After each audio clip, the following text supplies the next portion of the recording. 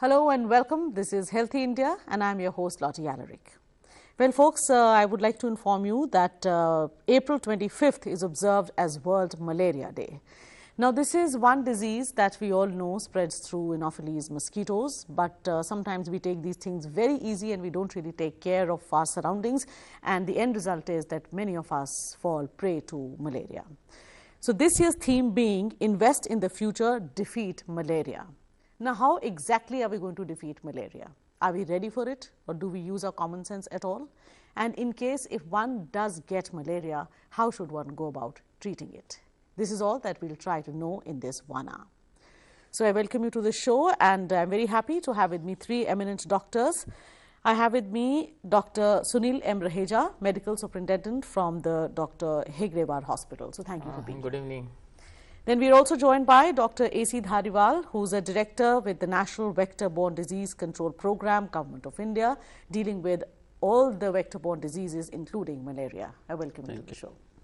And we are also joined by Director Professor Dr. Arvind Saili, Head of the Department of Pediatrics at the Kalavati Saran Hospital. Welcome to the show. Hi, Lottie. So, well, folks, before I ask any questions to our panelists here, let's try and take a look at this report through which we'll understand as to what malaria is all about.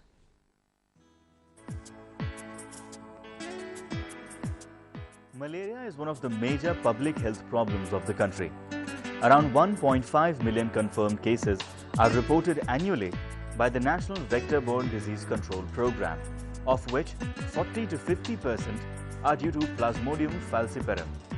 Malaria is an infectious disease caused by parasitic protozoa of the genus Plasmodium within the red blood cells, characterized by attacks of chills, fever and sweating. It is transmitted by the female Anopheles mosquito, which is mainly confined to tropical and subtropical areas. There are approximately 400 Anopheles species known, and out of which 30 to 40 are responsible for transmitting 4 different species of parasites of the genus Plasmodium, the main cause of malaria affecting many human beings. Anopheles gambiae is one of these parasites. Quick multiplication of parasites results in destruction of red blood cells, and as the number increases, the chances of affecting red blood cells also increases. Malaria is curable if effective treatment is started early. Delay in treatment may lead to serious consequences, including death. Prompt and effective treatment is also important for controlling the transmission of malaria.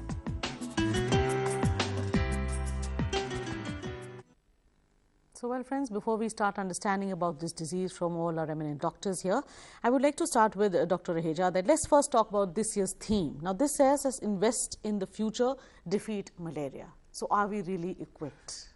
Definitely, because with this theme, we have to make sure that not only malaria, we control all the vector-borne diseases also, and that too particularly to the mosquito, because of the mosquito.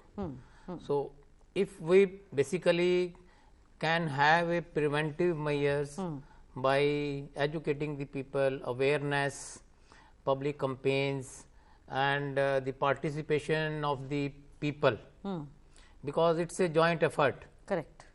You have to have a teamwork between the government agencies and the public. So, if all of us can work together and prevent the mosquito breeding itself, right, this will really have, in future, we will find that the incidence of malaria will decrease, not only malaria, but other mosquito-borne diseases like dengue and chikungunya. Right. So, Dr. Dhariwal, since you are the director of the National Vector-Borne Disease Control Program, I'm sure you would like to talk about the program per se. So, what has been the result of the past years, and now if we talk about this year, how equipped are we? See, before venturing into understanding where do we stand, we need to understand about the disease. As had been projected, that it is basically a parasitic disease, right, which manifests as a fever. Now, fever is manifestation of many diseases, may it be malaria, dengue, upper respiratory infection, urinary tract infection or other diseases. So, what is important for the doctors to know that yes, is it because of malaria?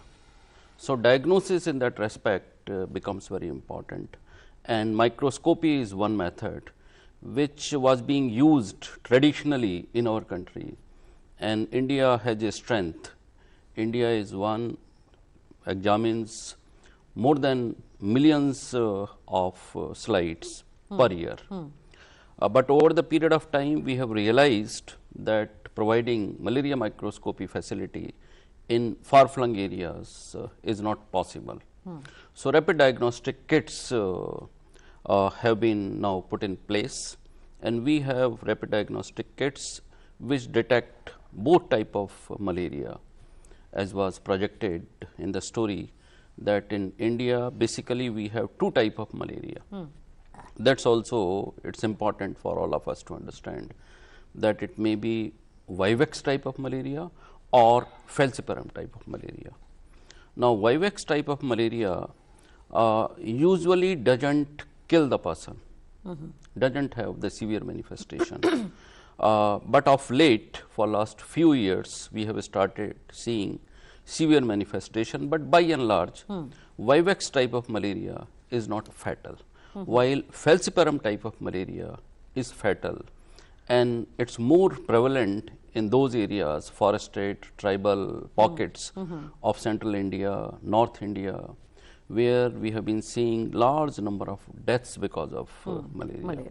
So, now we have these diagnostic kits which detect malaria. Then to treat these both diseases, Vivax and malaria, we have the effective drugs. So, we will come to that one by one actually, but before that let me bring in Dr. Arvind Saili here.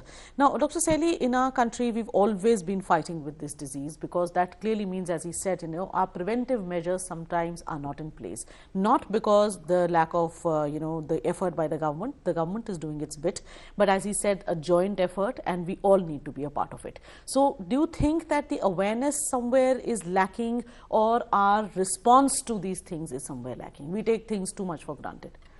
No, I wouldn't say that, because even if you look at the statistics, you find that there's been a decline.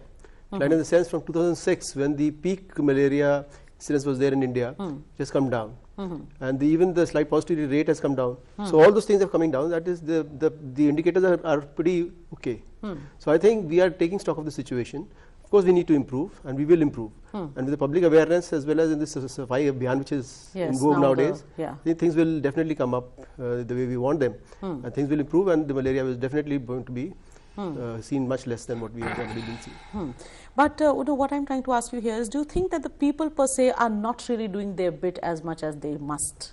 No, I feel that, look, I mean, when you're talking in terms of the containment of the disease, containment of the vector, we talk in terms of keeping our environment clean. Surroundings clean. Surroundings clean. That's very important. You have to have the tires and the coolers and all these things have to be kept dry.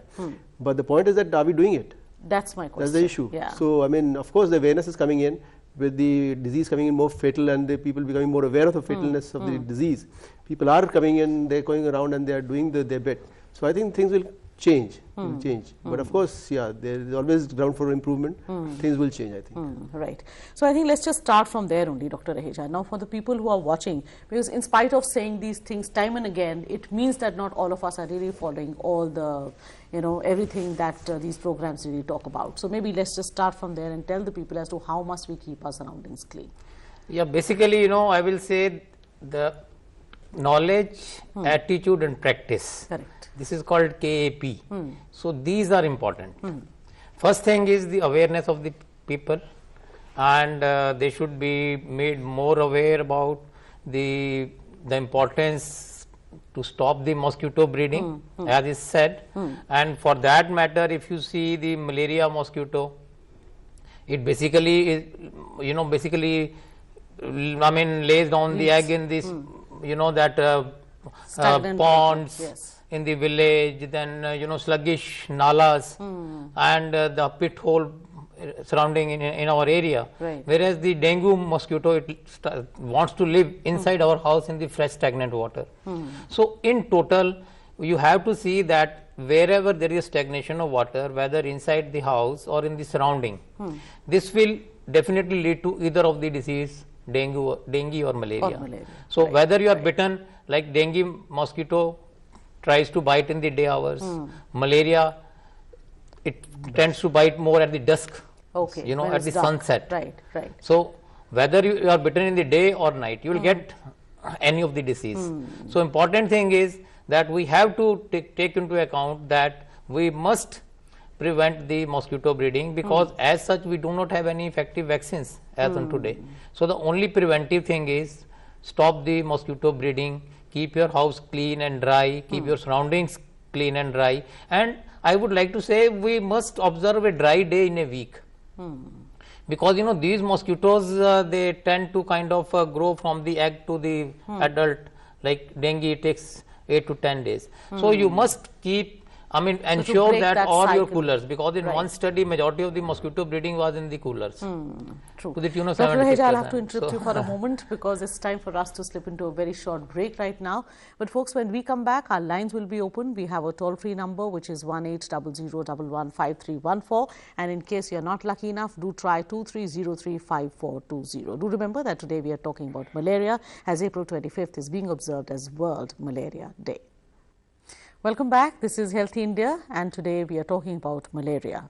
So if you have a question that's related to this disease, then this is your time to pick up your phone and reach us at 1800115314 or 23035420. Now, Dr. Raheja, before we go ahead very quickly, if you can just tell us the incidence of malaria. Yeah, basically, you know, malaria is a global disease, and most of the cases are reported from the tropical and subtropical countries. And as per the 2010 data, there were, you know, 216 million cases of malaria, and out of this 81% were from the African countries. Indians is 13%, and you know that East Mediterranean is 5%. And as far as India is concerned, the most of the cases are reported from the northeast states like, you know, Tripura, Assam, Jharkhand, and Odisha. And you know, basically it is more so common in tribal in these areas. Yeah, as so said. Yes, Okay. and it is difficult to reach even that area. That's right. Right. And if you see that rural malaria, it is more so common in, you know, Haryana, Punjab, Madhya Pradesh, and in the urban areas, if you see, the malaria is more so common in the slum dwellers, where there is Yes, stagnation of water. And if you see, you know, during rainy season, the incidence of malaria is higher with compared to other parts. And again, if you see the age wise, you know, more than 80% of the malaria is seen in adults between 18 to 54 years of age. And that, I mean, if you see, and even if you in the children, you will have, you know, another form of malaria, like serious, I mean, and particularly I will say the pregnant woman should take extra care. Extra care. Because you know, in pregnant women, the malaria itself, the body has less, you know, I mean, immunity to fight with the malaria. And particularly children and pregnant women, they should take precautions. Right. So, Dr. Dhariwal, would you now like to talk about the symptoms that would emerge through a malaria? Because as you said, it is a fever. So, sometimes it could be just, people might think it's just any kind of fever and would just take over-the-counter drugs and think that it'll get all right. But is it any different? See, usually malaria present with very high grade of fever and chill. Chills, yes. And repeated attack of fever is a manifestation, is an indication of that probably it's because of Vivax type of malaria. Okay. Because in Vivax we have a cycle in the liver that keeps on coming to the blood, and patient would have repeated attack of fever. Okay. So that is why it's very, very important that a patient who has P-Vivax type of malaria has to take a drug which is called as primaquine, which is a gametocidal drug, and acts But on this the would liver be cycle. established only after a battery of tests that you would run on this That's person, right, that's right. So what are those tests? What do they include? See, tests are very simple. A drop of blood by finger prick is taken. Is enough. Okay. And that's good enough. It can be examined under the microscope, or we can do a rapid diagnostic kit, which nowadays are available and are available free of cost Okay. from the government Government side centers. also. Right. To the extent that in rural areas, because this problem is more in tribal and far-flung areas, so ASHAs, the accredited social activist under the government National Health Mission program, they have been provided these kits also. So they can do the blood test, and on the spot within 10 minutes the results are known, and then accordingly the drug which would be different for Vivex and for Falciparum. All right. Now, Dr. Arvind, so he talked about pregnant women. So what are those precautions or some preventive measures that can be taken so that these pregnant women do not actually suffer of malaria? Before that, I'd like to rattle off some figures. Oh, please. Which even Rahija has rattled off. Yes. You know, there are 1.06 million cases in India. 1.06 million cases in India. Out of them, 670 babies died. 670 total deaths. Okay. In the year 2012. And we had 51% of the babies, of the cases were falciparum malaria. These are the figures for India. So he's given the international figures of those millions and all. So these are the figures. Now coming on to the question that you asked about the pregnant women. Yeah, pregnant women will have to be kept secure from the malaria. Right. In the sense that they'll have to be screened off from the mosquitoes. They must be screened off from the mosquitoes for the simple reason that once they pick up the disease, then there's a problem. Problem not only to the mother but to the baby as well, to the fetus as well. So what is a problem that can really occur if at all a pregnant woman does suffer of malaria? If she gets it, then the baby can die in utero. They can be stillbirths. Oh. They can be IUGR babies. Babies can be severely born and anemic. All those features are there. But having said that, the first thing is that once the mother is pregnant, she has to be kept away from the mosquitoes. She must always keep herself nicely covered with the creams which are available. She also must stay under the nets. The nets which have been coated with pyrethrum, should be in those nets, and that will prevent the mother from picking up the malaria. And it's very safe. The drug which is put on the DEET drug, D-E-E-T drug, which is put on the skin, it's a safe drug. Safe in the sense that even 50% of the drugs, if it is 50% of the concentration is put for the babies, they will be safe. Even the babies are safe. Oh, okay. So you put it on babies who are more than 2 months, put it on the babies, in the skin of those babies, but they are safe. The mothers also can take the same drug, and they can be put on the mother's skin. The mosquito will keep away. So that's one thing. Coming on to the precautions that she needs to take, once she gets malaria, then of course she has to be treated in the manner. Chloroquine is a safe drug. Chloroquine is given to the mother if she gets the malaria, and then in the second and the third trimester, then the issues becomes a little different. That we'll discuss as we go along. But yeah, she can be safely be given chloroquine, and chloroquine will take care of the problem which the mother is facing. All right. Well, before I go to the next doctor, we have with us a viewer. This is Prateek from Jammu. So Prateek, can you hear me please? Prateek, are you there with me? Yes, good evening, ma'am. Yeah, good evening to you. Kindly go ahead. Hello. Yes, I can hear you, Prateek. या ma'am मुझे ये पूछना है कि मुझे पिछले 5-7 दिन से कुछ बुखार वगैरह हो रहे हैं, और जैसे कि मैं एक जगह गया था, वहाँ पे कुछ मच्छर वगैरह मुझे काट गए थे, मॉस्किटो. तो अभी बुखार होता है, फिर उतर जाता है, फिर होता है, फिर उतर जाता है. तो बताइए आप थोड़ा सा.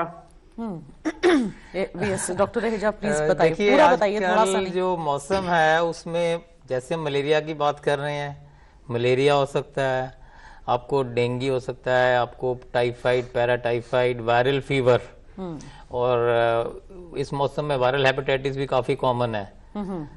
तो बेसिकली आपको ये नहीं सोचना है कि मैं कुछ दिन पहले गया था, क्योंकि मलेरिया भी मच्छर के काटने के 10 से 14 दिन के बाद होता है. एक इंक्यूबेशन पीरियड है. तो आपको इसके लिए चाहिए कि यदि आपको बुखार है तो अपनी एक डॉक्टर से जांच कराएं, क्योंकि जैसे डॉक्टर साहब ने बताया, डॉक्टर धारीवाल ने, डॉक्टर एक अच्छे से हिस्ट्री लेंगे, आपको एग्जामिन करेंगे, और मलेरिया के लिए हमारे पास एक सिंपल टेस्ट है, पेरिफेरल स्मीयर और रैपिड डायग्नोस्टिक किट है. इसी प्रकार डेंगू के लिए हमारे पास एंटीजन है, डेंगू एंटीजन, एलाइजा NS1 है, और IgM करते हैं हम लोग, IgM करते हैं. इसी प्रकार से जो वायरल है उसके लिए कोई टेस्ट नहीं है, लेकिन that is kind of exclusion criteria. और जो वायरल हेपेटाइटिस है उसमें पीलिया होता है, मरीज को भूख नहीं लगती है, तो एक डॉक्टर से संपर्क करेंगे. तो उसके लिए हमारे पास एक वायरल मार्कर्स का टेस्ट है. तो बुखार तो आपको इवन वायरल इन्फेक्शन हो, अपर रेस्पिरेटरी ट्रैक्ट इन्फेक्शन हो, या लोअर रेस्पिरेटरी, उसमें किसी में भी हो सकता है।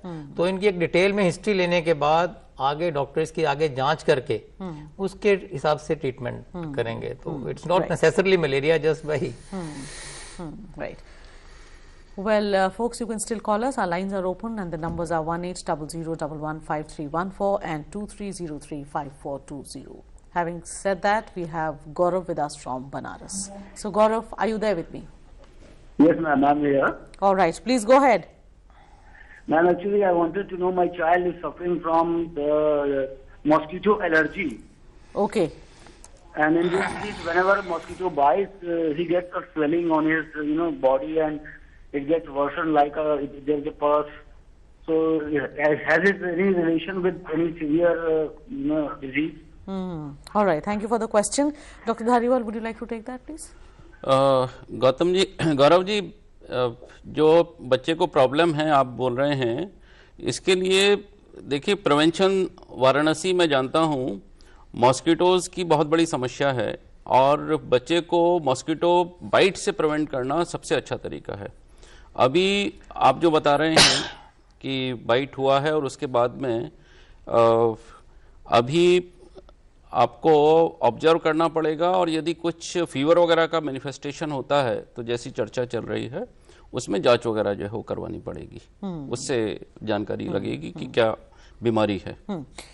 Dr. Seli, do you want to add anything to that? Well, he is getting this allergy kind of a thing, this is called urticaria. Okay. He gets urticaria rash once he gets the bite by the mosquitoes. That can be taken care of by preventing the bite itself, like Dr. Dhariwal has very well pointed out. He must prevent the baby from being bitten. Next thing is once he gets it, then he can give some sort of an anti-allergic cream. Or anti-allergic can be given orally. Something like cetirizine or something can be given and the baby will be absolutely fine. Right.